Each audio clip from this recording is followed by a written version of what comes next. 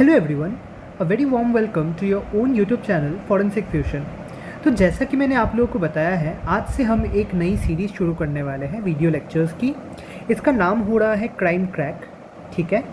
और जैसा कि मैंने आप लोगों को बताया है, इसमें आप लोगों को वीडियो लेक्चर्स मिलेंगे एकदम स्टार्टिंग फ्रॉम स्क्रैच। हम फॉरेंसिक साइंस को डिस्कस करेंगे एंड मैं नोट्स भी आप लोगों को प्रोवाइड कर दिया करूँगा। तो द थिंग इज़ कि ये आप सबके लिए एक बहुत ही अच्छी अपॉर्चुनिटी है to learn more about forensic science, to enhance your knowledge. It will be very important for all the NFSU students जो लोग NFSU में अभी पढ़ रहे हैं। इसके अलावा भी जो लोग डिफरेंट यूनिवर्सिटीज़ से फॉरेंसिक साइंस के ऊपर कोर्स कर रहे हैं, MSc हो या BSc हो, आप सबके लिए और इवन फॉरेंसिक एंथुजियास्ट के लिए ये एक बहुत ही अच्छी सीरीज़ होने वाली है। तो आप सब प्लीज़ लाइक कर दीजिएगा, शेयर कर दीजिएगा और सब्सक्राइब कर दीजिएगा, ठीक है। तो चलिए हम शुरू करते हैं। आज हम इंट्रोडक्शन टू फॉरेंसिक साइंस को डिस्कस करेंगे।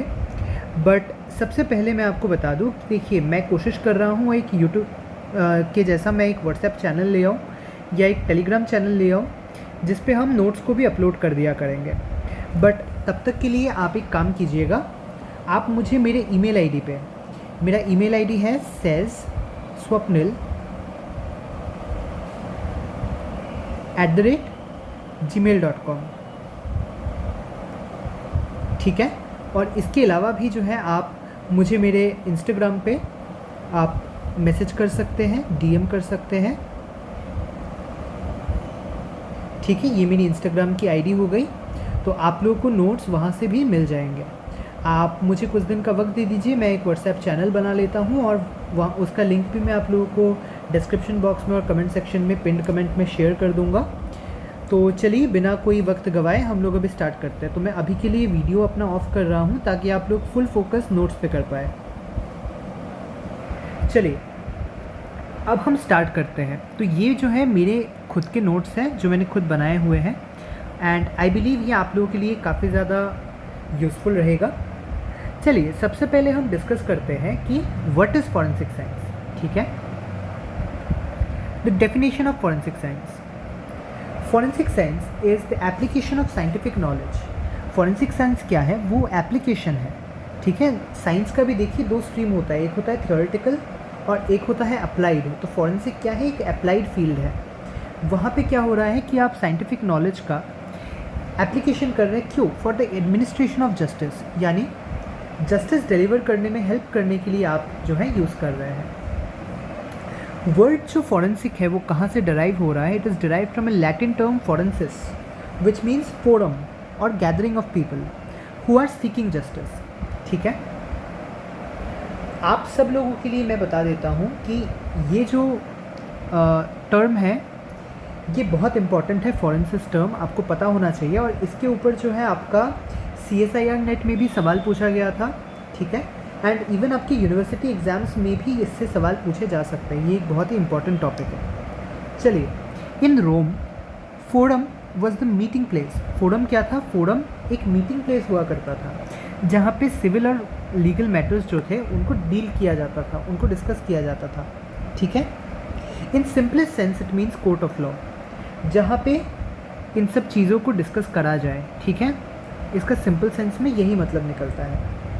The evidence is achieved through scientific examination. ये जो एविडेंस होता है ये कहाँ से अचीव किया जाता है? थ्रू साइंटिफिक एग्जामिनेशन या फॉरेंसिक एग्जामिनेशन, ठीक है। Thus the word forensic essentially conveys any issue which is related to debates in courts of law. कोई भी एक ऐसा इशू जो कि डिबेटेबल हो कोर्ट ऑफ लॉ में, उससे जो है रिलेट करता है ये वर्ड फॉरेंसिक, ठीक। Forensic science and law are thus interrelated. Forensic science और लॉ जो है इंटर रिलेटेड है और एक दूसरे के लिए कम्प्लीमेंट्री है, यानी एक दूसरे के बिना सर्वाइव नहीं कर सकता है, ठीक है। चलिए आगे बढ़ते हैं। अब हम फॉरेंसिक साइंस के डेफिनेशन की तरफ बढ़ रहे हैं कि फॉरेंसिक साइंस क्या है। Forensic science is a science by means of which material evidence is analysed, collected, preserved and used in court of law, ठीक है। पहले आप एविडेंस को क्या कर रहे हो? कलेक्ट कर रहे हो, उसके बाद आप उसको एनालाइज कर रहे हो, उसको आप प्रिजर्व कर रहे हो एंड उसको आप प्रेजेंट कर रहे हो in front of the court of law, ठीक है, जो कि उस क्राइम से रिलेट कर रहा है, in relation to the crime, ठीक है। यहाँ पे देखिए थोड़ा सा जो है आई थिंक टाइपिंग मिस्टेक रह गया है। प्रिजर्व्ड के बाद यहाँ पे एक स्पेस आएगा और यहाँ पे टू द यहाँ पे एक स्पेस आएगा। कोई बात नहीं, वो टाइपिंग में हो जाता है कभी कभी। आई विल रेक्टिफाई दिस, ठीक है। नोट्स आप लोगों को प्रॉपर मिल जाएंगे। यू कैन टेक्स्ट मी, या फिर आप जो है थोड़ा वेट कर लीजिए 2 दिन का। मैं व्हाट्सएप चैनल का लिंक भी जो है अपने यूट्यूब वीडियो में डाल दूँगा। तो आप लोगों को ऐसा नहीं है कि केवल एक वीडियो देख के आपने छोड़ दिया है, आप लोग कंटिन्यू कीजिएगा, इस सीरीज़ को पूरा देखिएगा, तो इससे जो है आप लोगों को काफ़ी ज़्यादा बेनिफिट मिलेगा। चलिए आगे बढ़ते हैं। Forensic science is the recognition, identification and comparison and interpretation of physical evidence. देखिए फर्स्ट स्टेप में रिकग्निशन ही क्यों आया। आप एक क्राइम सीन में गए, वहाँ पे हो सकता है ब्लड स्प्लैटर यानी ब्लड ड्रॉप्स वगैरह आपको दिख जाए, या फिर हो सकता है एक वहाँ पे एक सिंपल हेयर का स्ट्रैंड आपको मिल जाए। Firstly you will have to recognize कि ये एक पीस ऑफ एविडेंस है, ये एक इंपॉर्टेंट पीस ऑफ एविडेंस हो सकता है, ये आपको रिकग्नाइज करना है, इसलिए recognition is the first step. उसके बाद आता है identification. You need to identify कि ये एविडेंस एक्चुअल में मेरे काम आएगा कि नहीं आएगा। उसके बाद कंपेयर। मान के चलिए आपको एक हेयर का स्ट्रैंड मिला है, ठीक है, या फिर उसमें जो है फॉलिकल सेल्स अटैच्ड है, तो आप क्या करेंगे, आप पहले उसका डीएनए निकालेंगे और फिर सस्पेक्ट के साथ आप कंपेयर करेंगे। देखिए always the likes can be compared, right. आप डीएनए को किसी और चीज़ के साथ, उसके शू साइज़ के साथ नहीं कंपेयर कर सकते कि एक परपिट्रेटर का या एक क्रिमिनल का आपको डीएनए मिला हुआ है, ठीक है, आपको मान के चलिए विक्टिम के बॉडी के पास में से आपको वो चीज़ मिला है, और जो है आपने क्या किया, उसका कंपैरिजन आपने किसी के शू साइज़ के साथ करना शुरू कर दिया सस्पेक्ट के। That is not possible, right. Likes can be compared. एक डीएनए को आप दूसरे डीएनए से ही कंपेयर कर सकते हो। आपको मान लीजिए एक जूता मिला है क्राइम सीन से, तो आप उसके साइज़ को कंपेयर कर सकते हो with the size of the suspect, ठीक है। तो only likes can be compared. आगे देखिए इंटरप्रिटेशन। केवल आपका जो है एनालिसिस नहीं, एनालिसिस के बाद उसको इंटरप्रेट करके उसका रिपोर्ट बनाना पड़ता है फॉरेंसिक साइंटिस्ट को, ठीक, ऑफ फिजिकल एविडेंस। ये जो भी चीज़ें हमको वहाँ पे मिल रही है वो क्या है, ये फिजिकल एविडेंसेस है। And the application of science and medicine for the purpose of legal system. It's very clear, I hope. चलिए अब हम आगे बढ़ते हैं। Forensic science is the application of science to the matters of criminal and civil law, ठीक है। सिर्फ criminal laws में ही फॉरेंसिक साइंस जो है वो हेल्प कर रहा है, ऐसा नहीं है, even in civil law. For example एक मैं आपको केस का आप एग्ज़ाम्पल देता हूँ कि मान के चलिए मैंने आज जा कर के कोर्ट में केस किया है कि एक चेक है जिसमें से पैसे विड्रॉ हुए हैं, बट उस चेक पे जो सिग्नेचर है वो मेरे नहीं है, ठीक है।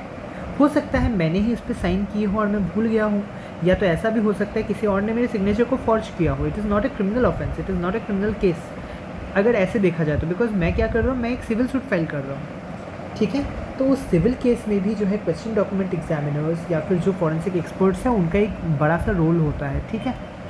चलिए अब हम आगे बढ़ते हैं।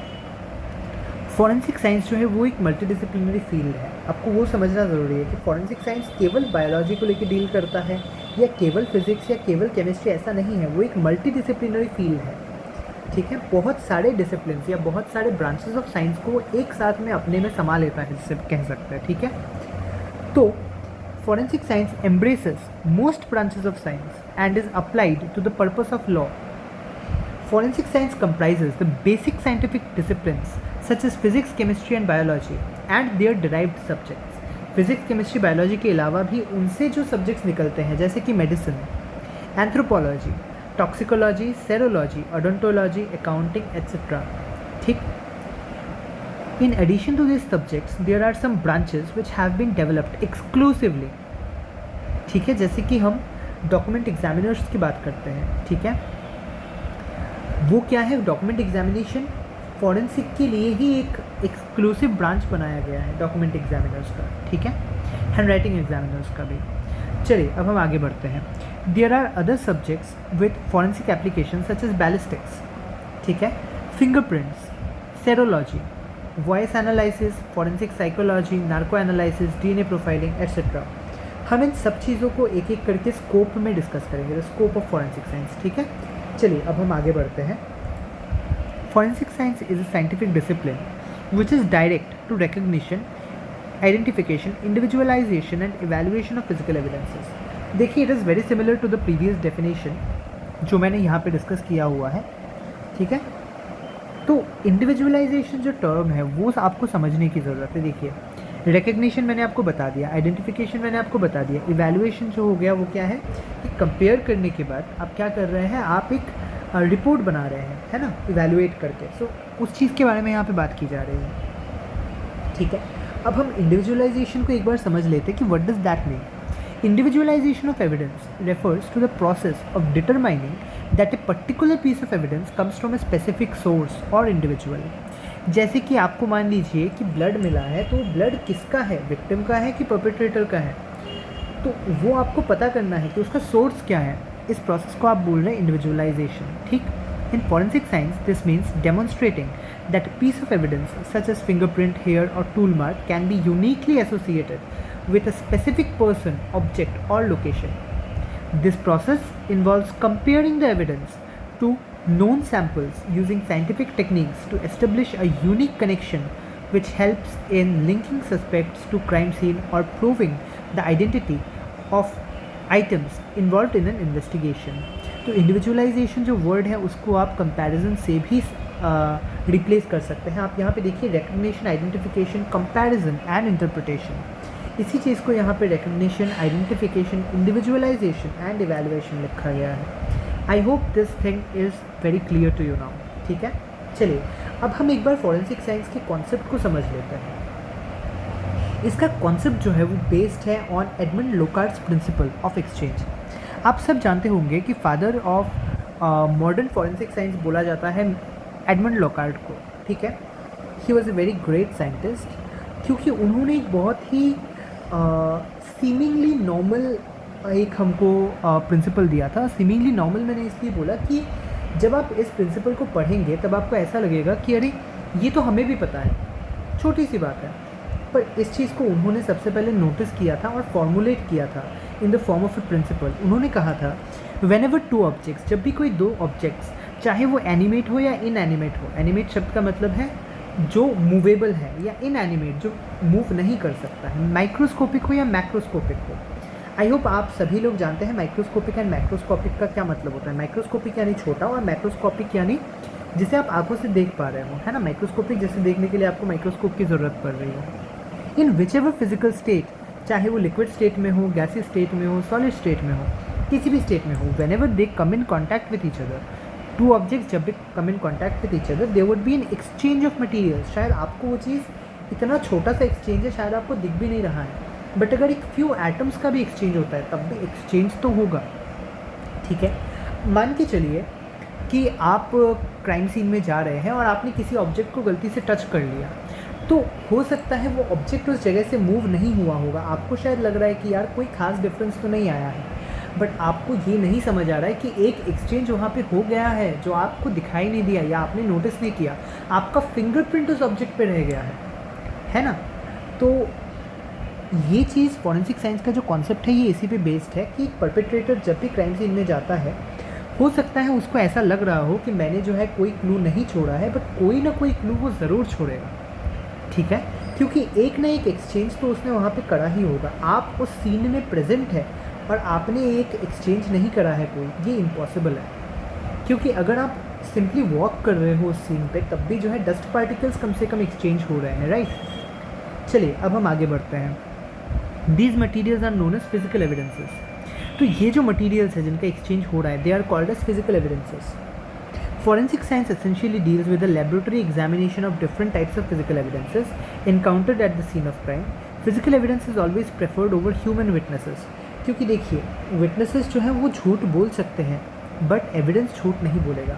विटनेस को आप कंपेल कर सकते हैं, आप उनको धमका सकते हैं, आप उनको थ्रेट दे सकते हैं, आप उनको लालच दे सकते हैं पैसों का, वो लोग झूठ बोल सकते हैं। बट एविडेंस एक ऐसी चीज़ है जो कि ऑब्जेक्टिव होती है, वो सब्जेक्टिव नहीं होती है, ठीक है।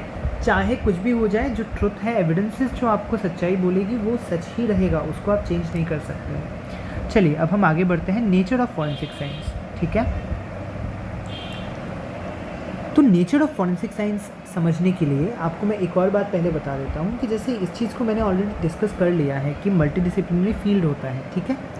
बट हम फिर भी जो है इसको आगे डिस्कस करते हैं कि फॉरेंसिक साइंस को हम क्या कहते हैं, क्रिमिनलिस्टिक्स कहते हैं, ठीक है। This is the other name of forensic science. तो अगर आपके पेपर में जो है फॉरेंसिक साइंस वर्ड को रिप्लेस करते हुए क्रिमिनलिस्टिक बोल दिया तो आपको डरना नहीं है, आपको घबरा के गलत आंसर नहीं लिखना है, आपको समझना पड़ेगा कि क्रिमिनलिस्टिक्स भी फॉरेंसिक साइंस का ही दूसरा नाम है।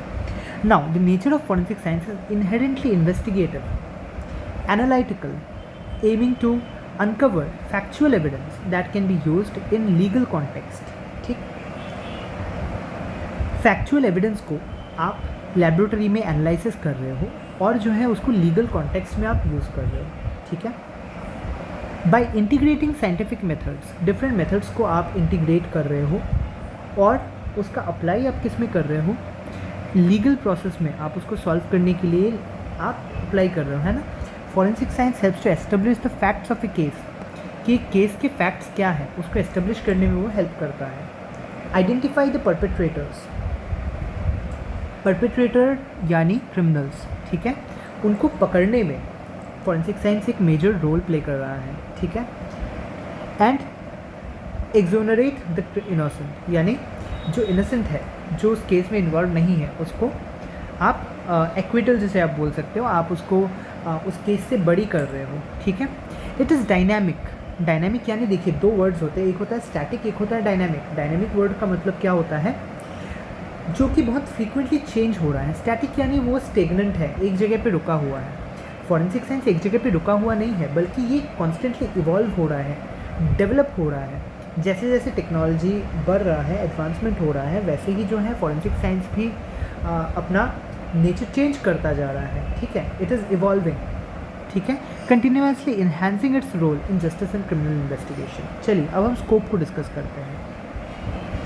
इन India there are millions of cases pending in various courts for disposal.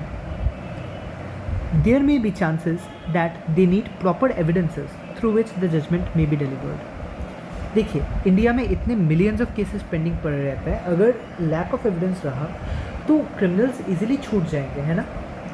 तो इसी बात को यहाँ पे बताया गया है कि जस्टिस डिलीवर करने के लिए आपको एविडेंसेस की ज़रूरत है। चलिए, the scope of forensic science is vast and continuously expanding, ठीक है। फॉरेंसिक का स्कोप जो है एट दिस मोमेंट बहुत ज़्यादा वास्ट है, ठीक है, क्योंकि फॉरेंसिक किसी एक डिसिप्लिन को नहीं कंपाइल कर रहा है। As we have already discuss, it is a multidisciplinary, multifaceted and multidimensional field, ठीक है। बहुत सारे साइंसेस को वो अपने में समा रहा है, अपने में कंबाइन कर रहा है, ठीक है, और कई सारे न्यू ब्रांचेस को भी वो जो है डेवलप कर रहा है। Like for example let's say limnology, ठीक है। लिम्नोलॉजी नॉर्मली क्या होता है, आपका एक्वाटिक वाटर, एक्वाटिक जो आपका लेक वगैरह का पानी हो गया, उन सब की स्टडी को बोलते हैं limnology.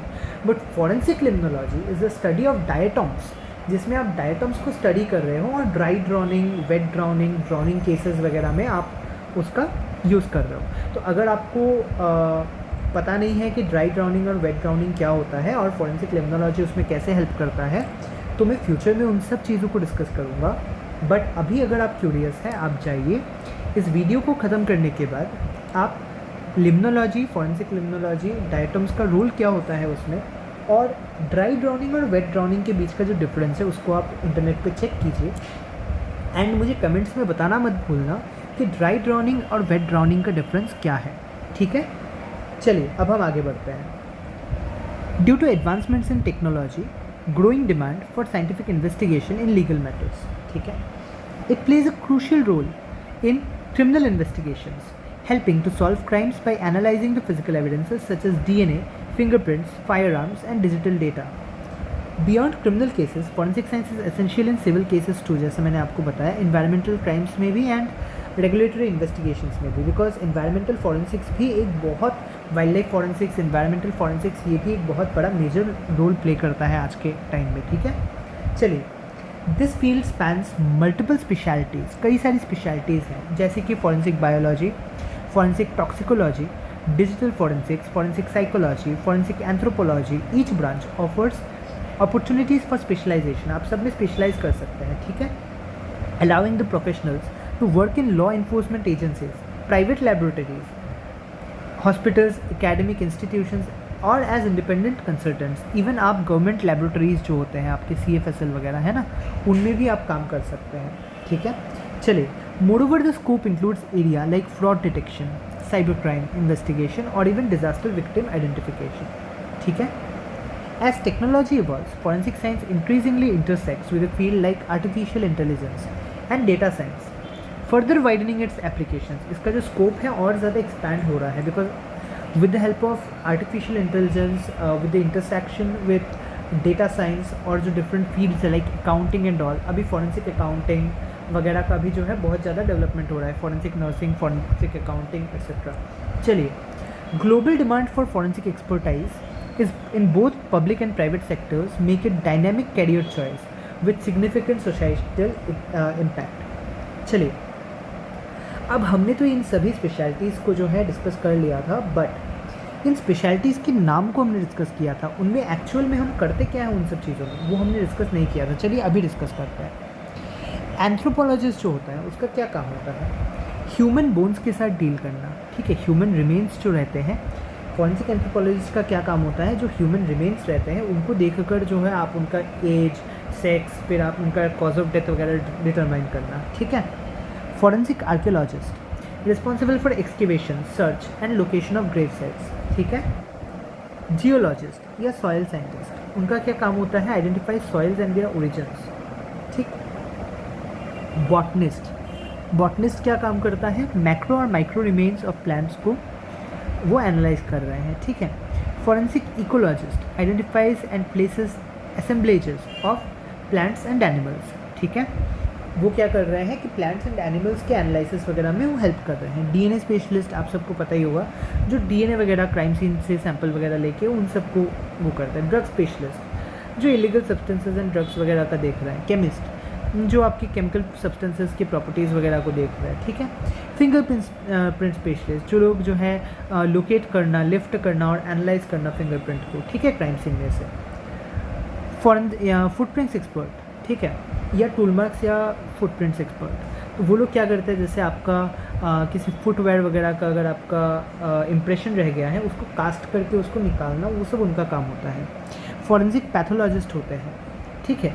They usually conduct autopsy and reports जो कि कॉज ऑफ डेथ वगैरह के ऊपर बेस्ड होता है, ठीक है। एस्टिमेट्स टाइम सिंस डेथ, ठीक है, स्टेजेस ऑफ डिकम्पोजिशन, इन सबको वो लोग जो है डील करते हैं। ओडोंटोलॉजिस्ट बेसिकली क्या करते हैं? फॉरेंसिक ओडोंटोलॉजिस्ट वो बाइट मार्क वगैरह का एनालिसिस करते हैं, ठीक है। डेंटल रिकॉर्ड्स, टीथ और बाइट मार्क, इन सब का वो एनालिसिस करते हैं, ठीक है।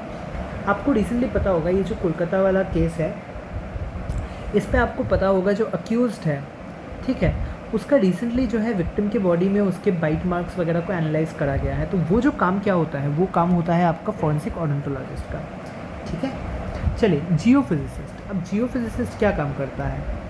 Uses ground imaging methods in searching for clandestine Graves, ठीक।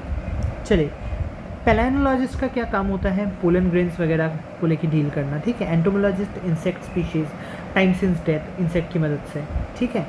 मैगट डेवलपमेंट वगैरह, इन सब का उनका काम होता है, ठीक है। चलिए, जीआईएस स्पेशलिस्ट। जीआईएस का मतलब होता है आपका geographic identification system, geographic information systems, ठीक। वो क्या करते हैं? कंप्यूटर प्रोग्राम का यूज़ करते हैं in crime detection and prevention. फिर आते हैं हम स्टैटिस्टिशियन क्या काम करता है? Produce statistical analysis, statistical data वगैरह वो प्रोवाइड करते हैं, ठीक है।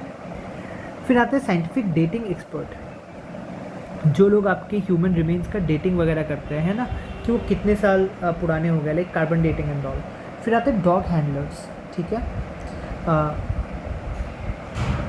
Yes, dog handlers so trains and uses dogs in search, ठीक है। आपको पता होगा ना पुलिस डॉग्स वगैरह, ठीक है, उनके काम में जो है डॉग हैंडलर्स हेल्प करते हैं। फिर क्या होता है आपका हेयर एंड फाइबर एनालिस्ट, जो आपके हेयर फाइबर वगैरह का एनालिसिस करते हैं। Document specialist, as I have already discussed, कि आपके forge document, signatures, handwriting वगैरह का वो करते हैं, ठीक है, एनालिसिस करते हैं। फॉरेंसिक साइकोलॉजिस्ट वो क्या करते हैं? वो एसेस करते हैं एक विक्टिम के या फिर एक आपके परपेट्रेटर के, सस्पेक्ट के जो मेंटल स्टेट है, उसकी साइकी को वो लोग एसेस करते हैं, ठीक है। तो a forensic psychologist needs to be well trained in both psychological assessment या क्लिनिकल साइकोलॉजी वगैरह में भी उनको अच्छा नॉलेज होना चाहिए, अदरवाइज़ वो फॉरेंसिक साइकोलॉजिस्ट वाला काम नहीं कर पाएंगे, ठीक है। उनको लॉ में भी वेल वर्स्ड होना पड़ता है, अलॉन्ग विद लीगल एक्सपर्टाइज उनको क्लिनिकल साइकोलॉजी में भी वेल वर्स्ड होना होता है, ठीक है। चलिए अब आते हैं कि रोल ऑफ फॉरेंसिक साइंटिस्ट क्या होता है। पहला रोल है collection of evidence. Forensic scientist is usually the first responding officer. वो क्या काम करता है वो आप क्राइम सीन मैनेजमेंट में पढ़ेंगे, हम आगे उन सब चीज़ों को डिटेल में डिस्कस करेंगे, ठीक है। कि उनका काम क्या होता है, पहला कि वो एविडेंसेस को कलेक्ट कर रहे हैं, ठीक है। क्राइम सीन को सिक्योर करने के बाद वहाँ से वो एविडेंसेस को उठा रहे हैं, उनको कलेक्ट कर रहे हैं, उनको प्रिजर्व कर रहे हैं, ठीक है। उनको सेफली चेन ऑफ कस्टडी को मेंटेन करते हुए फॉरेंसिक लैबोरेटरीज तक पहुँचा रहे हैं, ठीक है। तो forensic scientist gather physical evidences from crime scenes ensuring that it is preserved and documented properly. जैसे मैंने बताया कि वो कैरी करने के लिए उसको प्रिजर्व करेंगे, और दूसरा है documented properly. Documented properly in the sense chain of custody उनका मेंशन होना चाहिए, है ना, मेंटेन होना चाहिए। अगर चेन ऑफ कस्टडी कहीं भी टूट जाता है, ब्रोकन हो जाता है, तो जैसे एक मोतियों की माला होती है, अगर वो कहीं भी जगह से अगर टूटी हुई होती है, सारे मोती बिखर जाते हैं, है ना, किसी भी जगह से अगर वो टूटती है तो। ठीक उसी तरह से चेन जो है ये कस्टडी की, ये अगर कहीं पे भी ब्रेक हो जाती है तो क्या होता है कि ये और एडमिसिबल नहीं होता है कोर्ट में, और ना ही फॉरेंसिक एक्सपर्ट्स फिर उसको एनालाइज करते हैं, ठीक है। तो चेन ऑफ कस्टडी बहुत इंपॉर्टेंट होता है, तो हम आगे चेन ऑफ कस्टडी को भी डिस्कस करेंगे।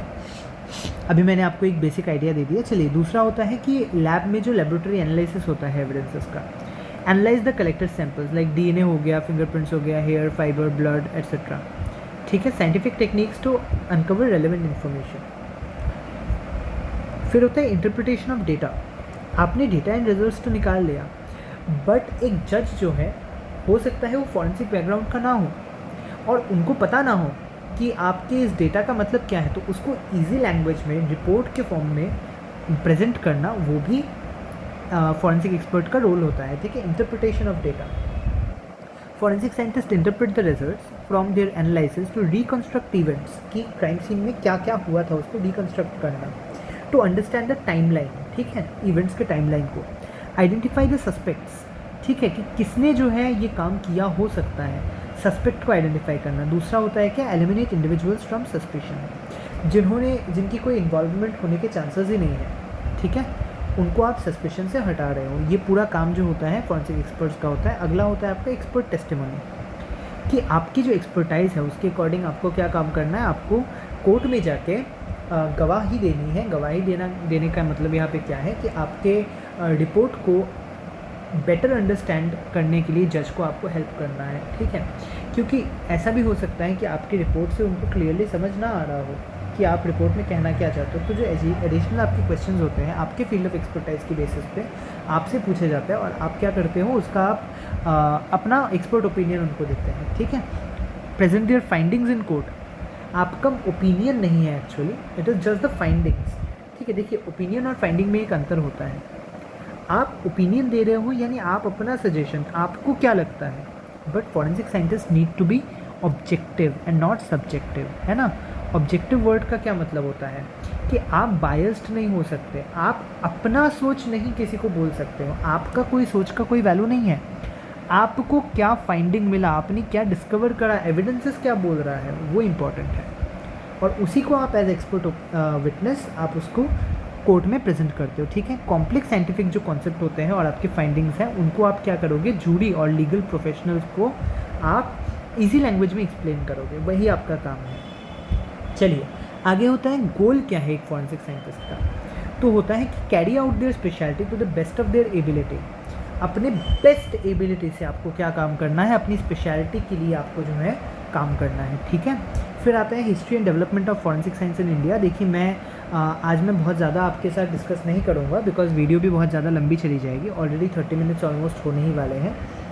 तो चलिए हम इस चीज़ को डिस्कस कर लेते हैं। The application of science and technology to the detection and investigation of crime and administration of justice is not new to India. ये जो forensic science का application है ये नया नहीं है इंडिया में। Our ancestors did not know forensic science in its present form. आज हम इसको forensic science कह रहे हैं, इस चीज़ को शायद हमारे ancestors नहीं जानते थे या उनको forensic नहीं कहते थे, but scientific methods का यूज़ हमेशा ही हुआ करता था एंशिएंट इंडिया में। इसका जो है डिटेल रेफरेंस आपको कहाँ मिलेगा, 2300 ईयर्स अगो लिखे हुए कौटिल्य के अर्थशास्त्र में आपको उसका रेफरेंस मिल जाएगा। Indian studied various patterns of papillary lines. Papillary lines का मतलब होता है आपके फिंगरप्रिंट्स में आपने देखा होगा ना, ऐसे ऐसे लाइन बने रहते हैं, है ना, इनको आप बोलते हो पेपिलरी लाइन्स, ठीक है। तो ये जो आपके स्किन के ऊपर वेरियस लाइंस बने रहते हैं, इनको आप बोलते हो पेपिलरी लाइंस। उनके पैटर्न्स, अलग अलग पैटर्न्स फॉर्म होते हैं, उनको उन्होंने स्टडी करा था थाउजेंड्स ऑफ ईयर्स अगो।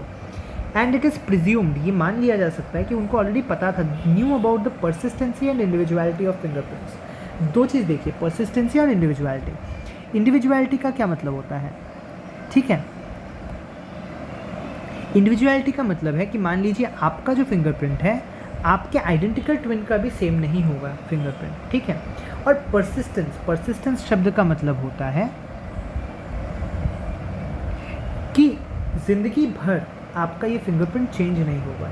एक बार जब आपके फिंगरप्रिंट्स फॉर्म हो जाते हैं तो जब तक वो आपके फिंगर या तो एम्प्यूटेट नहीं हो जाते, यानी काट नहीं दिए जाते, या फिर आपका हाथ नहीं जल जाता, या फिर कुछ ऐसा ड्रास्टिक नहीं हो जाते, या फिर स्कार्स नहीं आ जाते, तो आपका ये जो एपिडर्मल लेयर पे आपका जो ये फिंगरप्रिंट्स है वो डिस्ट्रॉय नहीं होते हैं, ठीक है। चलिए, ये परसिस्टेंट रहते हैं, प्रिजर्व रहते हैं, इसी चीज़ को यहाँ पे बताया गया है, परसिस्टेंसी ऑफ फिंगरप्रिंट्स। और इसलिए जो है आप देखेंगे कि पुराने टाइम पे जो जिनको लिखना पढ़ना नहीं आता था वो सिग्नेचर देने के लिए क्या करते थे, अंगूठा लगा देते थे, है ना। चलिए आगे बढ़ते हैं। मिस्टर KM काटा जो एक फ्रीक्वेंट कंट्रीब्यूटर है नेचर, एक मैगज़ीन है, उसमें उनका ये कहना है, उन्होंने ये स्टेटमेंट दी है कि जो Chinese records proved that the use of fingerprints in ancient kingdom of southern India, the Indians knew for a long time that handprints को पहले बोला जाता है तरेजा। देखिए, फिंगरप्रिंट यानी केवल आपके जो फिंगर का आप प्रिंट दे रहे हो, है ना।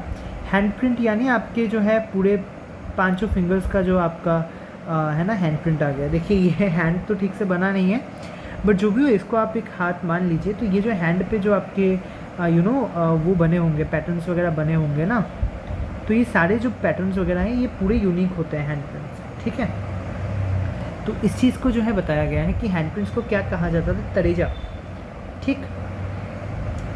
तो हैंडप्रिंट्स जिन्हें आप तरेजा भी बोलते थे वो इनिमिटेबल है। इनिमिटेबल यानी इनको आप इमिटेट नहीं कर सकते हो। आप एक बार के लिए आप सिग्नेचर को इमिटेट कर सकते हो। फॉर एग्जांपल मैंने अपना नाम यहाँ पे लिखा है, ठीक है, हो सकता है कोई और जो है मेरे नाम को कॉपी करने की कोशिश करे, इमिटेट करे, है ना, लेकिन आप मेरे फिंगरप्रिंट को इमिटेट नहीं कर सकते हो। चलिए, the use of fingerprints as signatures by illiterate people in India introduce centuries ago, कई मतलब 100,000 साल पहले, ठीक है, was considered by some people as ceremonial only, केवल मात्र जो है ये एक रिचुअल जैसा मान लेते, एक सेरेमनी जैसा, बट ऐसा नहीं है। इसका एक साइंटिफिक बेसिस था, ठीक है। It is scientifically proved that identification from fingerprints was infallible, यानी फेल नहीं होता था, ठीक है। आपका आइडेंटिफाई किया जा सकता था फिंगरप्रिंट से कि ये किसका फिंगरप्रिंट्स है, ठीक है।